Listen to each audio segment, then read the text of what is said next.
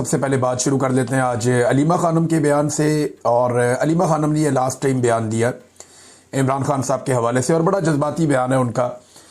लेकिन इमरान खान साहब का केस चल रहा है अदालत में। उस केस के हवाले से इमरान खान साहब की अपनी बहन से मुलाकात हुई अडियाला जेल के अंदर, और फिर इमरान खान साहब की बहनों ने और इमरान खान ने मिलकर ये फैसला किया कि आइंदा इमरान खान साहब का जो पैगाम है वो अलीमा खानम की बजाय दूसरी बहनें सुना दिया करें। ये खबर पहले भी बाहर आई थी, मेरे इमरान खान साहब की फैमिली ने इसके ऊपर रिएक्ट किया था। अब फाइनली जब इन्होंने जाके जेल के अंदर डिस्कशन की तो ये तय पा गया। इसकी वजह क्या है? इमरान खान साहब बड़ी तकलीफ में थे। उन्होंने कहा जी 2 साल से ज़्यादा हो गया मुझे, मैं जेल के अंदर हूँ। मैं जो बात कहना चाहता हूँ मेरी पार्टी के अंदर कोई वो जुर्रत ही पैदा नहीं करता। मैं जो पैगाम देता हूँ या बयानिया जो देता हूँ उसका बोझ कोई उठा ही नहीं सकता। मैं जो बात बाहर पहुंचाना चाहता हूं जब वो कोई और नहीं कहता तो फिर मैंने अपनी बहनों के जरिए से आहिस्ता आहिस्ता इस बयानिए को बाहर पहुंचाया। और जो बात मैं कहना चाहता था अपने पैगाम के अंदर वो काफ़ी अरसे से आहिस्ता आहिस्ता वो पैगाम दिया जो बाकी कोई इसका बोझ नहीं उठा सका। ये इमरान खान के अल्फाज हैं। उन्होंने कहा कि जब कोई बोझ नहीं उठा सका तो मैंने ये पैगाम अपनी बहन को दिया कि वो बाहर जाकर मीडिया को दे, और इसी वजह से मेरी बहन के खिलाफ मुहिम चलाई जा रही है। इमरान खान ने यह भी कहा कि ये पार्टी 30 साल से है, आज तक मेरी बहनों की कोई दिलचस्पी पार्टी के अंदर नहीं थी और ना किसी ओहदे लेने और ना किसी फैसले में शरीक होने की उन्होंने कभी कोशिश की। तो इस किस्म की बात नहीं होनी चाहिए थी जो मेरी बहनों के बारे में की गई। यानी बहुत सारे लोग अब करते हैं ना, देखें शेर अफजल मरवत ने, गंडापुर ने और कुछ और लोग हैं। ये एक्चुअली गंडापुर की सारी पार्टी के करीबी लोग हैं। पहले गंडापुर शेर अफजल मरवत से बहुत नफरत करते थे, लेकिन अभी अगर आप देखें तो शेर अफजल मरवत और गंडापुर के बीच में से हवा भी नहीं गुजर सकती। बड़ी करीबी ताल्लुकात हैं, अल्लाह ताला ये दोस्ती सलामत रखे। अब उसमें जो है वो मरवत साहब हों या दीगर लोग हों या गंडापुर के नज़दीक जो लोग भी हैं वो सारे इस वक्त अलीमा खानम के ऊपर कीचड़ उछालते हैं। तो इस पर इमरान खान साहब को तकलीफ हुई। उनकी बहनों ने कहा कि इमरान खान ही चेयरमैन है और पीटीआई इमरान खान की जमात है। यानी बहनें तो यही कहेंगे ना कि उसने इतनी मेहनत की, सारी जिंदगी हमारे भाई ने लगाई है, वो यहां तक लेकर आए एक पॉलिटिकल पार्टी को, अब उसको अलग तो नहीं कर सकते। अब ये बात क्यों करते हैं कि इमरान खान के बाद कौन होगा? हमारा असल फोकस इमरान खान की रिहाई है जो नाजायज कैद में है।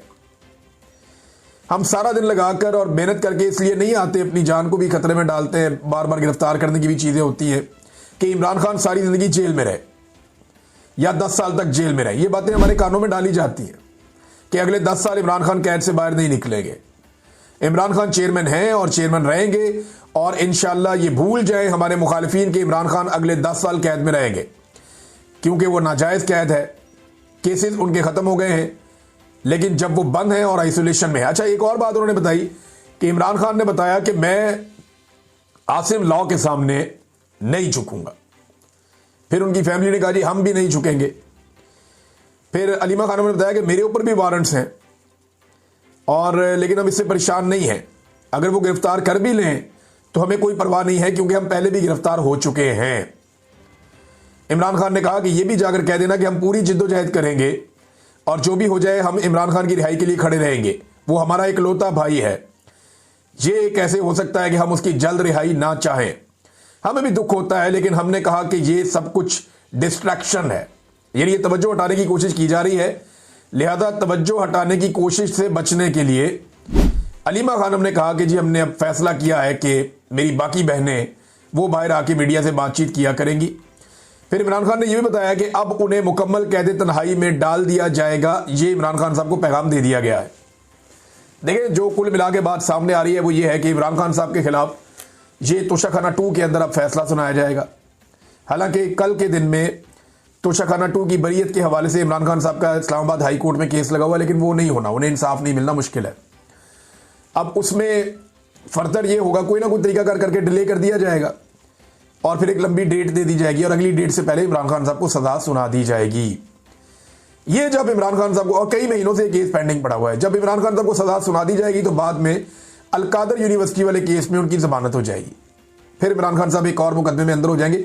और अब यह बताया जा रहा है कि इमरान खान साहब को यहां से जेल से मुंतकिल करके किसी और जगह पे ले जाया जाएगा और मुकम्मल तौर पे आइसोलेशन में या कैद तन्हाई में इमरान खान को डाल दिया जाएगा क्योंकि पाकिस्तान के आर्मी चीफ बहुत गुस्से में, वो पसंद नहीं करते इमरान खान साहब को। ये बात तो सब जानते हैं कि आर्मी चीफ आसिम मुनीर का बस नहीं चल रहा कि वो किस तरीके से इमरान खान से बदला लें। और इमरान खान साहब जो भी बात करते हैं खुलकर, देखें कोई भी कभी किसी आर्मी चीफ के खिलाफ बोल नहीं पाया पाकिस्तान में, कभी बात कर ही नहीं पाया। ये बहुत ताकतवर लोग होते हैं, ये पूरी फौज इनके साथ होती है, हथियार होते हैं, बहुत सारे लोग होते हैं, एजेंसियां कंट्रोल करते हैं, तो पूरे निज़ाम को ये काबू करते हैं, सियासतदानों को भी, अदालत को भी। तो आर्मी चीफ के खिलाफ बोलना पाकिस्तान के अंदर या पाकिस्तान जैसे मुल्क के अंदर नामुमकिन होता है। अब इमरान खान ने ये काम किया है तो आर्मी चीफ को गुस्सा तो आएगा और वो बदला भी लेंगे, और वो बदला आपको बार बार दिखाई भी देता है। बहरहाल ये इमरान खान साहब ने बताया कि मुझे आइसोलेट कर दिया जाएगा। बाकी जो इमरान खान साहब का डिटेल पैगाम है वो उनके सोशल मीडिया की जानिब से जारी किया जाएगा। जब वो पैगाम आता है तो मैं आपके साथ शेयर करूंगा। एक और बड़ी खबर है, और ये खबर है आज़ाद कश्मीर के हवाले से। ज्वाइंट अवामी एक्शन कमेटी ने जो मुज़ाकरात किए थे मौजूदा हुकूमत के साथ, चाहे वो वफाकी हुकूमत है, चाहे वो वहाँ की आज़ाद कश्मीर की हुकूमत है, उन मुज़ाकरात के नतीजे में जो चीज़ें उन्होंने हासिल की हैं, अभी तक वो चीज़ें तो मिली नहीं, लेकिन कुछ एक्शन शुरू हो गए हैं। मिसाल के तौर पे पहला एक्शन कि जो 50 मेन रहनुमा हैं अवामी एक्शन कमेटी के, जो एक्टिव लोग थे, उनके 50 के करीब लोगों के नाम डाल दिए गए हैं नो फ्लाई जोन लिस्ट के अंदर। यानी ये लोग अब पाकिस्तान से बाहर ट्रेवल नहीं कर पाएंगे।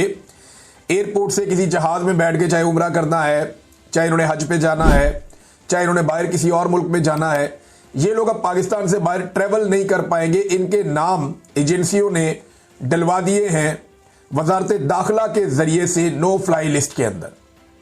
तो अब ये लोग जो है वो ट्रेवल नहीं कर पाएंगे। पहला कदम तो ये उठाया गया, लेकिन हैरत की बात है कि इनमें से कोई भी बाहर जाना भी नहीं चाहता। मेरी जब इन लोगों से बात होती है वो कहते हैं जी हम बाहर जा ही नहीं सकते, हमारे पास इतने पैसे ही नहीं है। यानी एक की किताबों की दुकान है, उसका सीजन लगता ही तब है जब बच्चों के स्कूल खुलते हैं, नई क्लासेस आती हैं। एक जो है वो तारों का काम करता है, जो इंटरनेट की तारें होती हैं वो ये डालता है। ये लीडर है, मैं आपको बता रहा हूं। एक और जो है उसकी कोई और बेकरी है। यानी ये सारे दुकानदार हैं, ताजिर है, कोई इधर मोहल्ले में, कोई उधर रहता है, कोई छोटा मोटा काम करता है। इस तरह के लोग हैं जो सारे लीडर है अवामी एक्शन कमेटी के। इनके पास पैसा होता तो ये बड़ा कारोबार करते, या मुल्क से बाहर जाने की इनकी हैसियत होती तो पहले चले जाते। आज़ाद कश्मीर में तो बड़ा ट्रेंड है बाहर जाने का। तो ये गरीब लोग हैं, अपने लोगों के साथ जुड़े हुए, वो कहते हैं ना हमने बाहर जाना है और ना हमें बाहर जाने का कोई शौक है, हमारा फोकस सिर्फ अपने काम के ऊपर है। इन्होंने हमसे वादा किया हुआ है। और याद रखिएगा, वादे में गारंटी मिलिट्री एस्टेब्लिशमेंट के उन अफसरान ने दी हुई है जो बीच में पड़े हुए थे, बाकायदा गारंटी है। तो 15 दिन के अंदर अगर ये चीजें हो जाती हैं तो ठीक है, अगर ये चीजें नहीं होती तो अवामी एक्शन कमेटी फिर उसके ऊपर एक एक्शन लेगी। अगले वीलॉग में आपको बताऊंगा। अब तक के लिए इतनी, अपना ख्याल रखिएगा, अपने चैनल का भी। अल्लाह हाफिज़।